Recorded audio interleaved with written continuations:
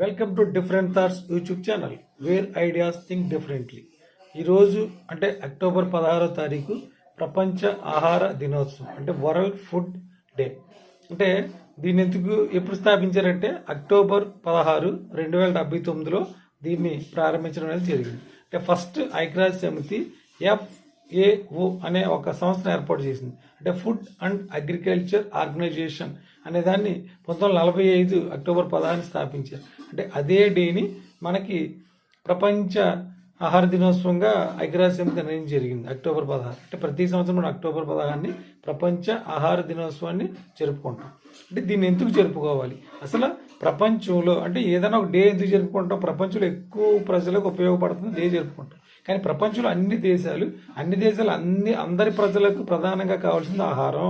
ఇక్కడ ఆహారం గురించి సంబంధించింది కాబట్టి ఇది ప్రపంచ ఆహార దినోత్సవం. అంటే ఇది అందరికీ అవసరం. దీన్ని ఎందుకు స్థాపిస్తున్నాం అంటే ప్రపంచంలో అందరికీ ఆహారం దొరకాలని, ప్రపంచంలో ఎవరు ఆకలితో ఉండకూడదని, ప్రపంచంలో ఆహార నిల్వలు పెంచాలని, మనం పంటను సరిగా పండించాలని, మంచి ఆహారం మంచి భూమి అంటే మంచి భూమి సారంలో మంచి ఆహారం పండించాలని, ఆహార నిల్వలు ఎక్కువ కాలం పాటు నిల్వ ఉంచాలని, ఇలా మనం ఆహారం సంబంధించి ప్రపంచంలో ఏ వ్యక్తి ఆకలితో చనిపోకూడదు, ఆకలితో బాధపడకూడదు, ఆకలి వల్ల ఇబ్బంది పడకూడదు. అంటే తినే వ్యక్తి, పండించే వ్యక్తి. అంటే పండించే వ్యక్తి ఎవరంటే ఇక్కడ రైతు అంటే ఆహారాన్ని పండించే రైతు, ఆహారాన్ని తినే వ్యక్తి అందరూ కూడా ఎంతో హ్యాపీగా ఉండాలి. కాబట్టి కనీసం దీన్ని ఎలా గుర్తించాలి, ఆహారం యొక్క ప్రాధాన్యతను అందరూ గుర్తించాలి, రైతు యొక్క ప్రాధాన్యత అందరూ గుర్తించాలని ఉద్దేశంతో ఈరోజు ప్రపంచ ఆహార దినోత్సవంగా స్థాపించ జరిగింది.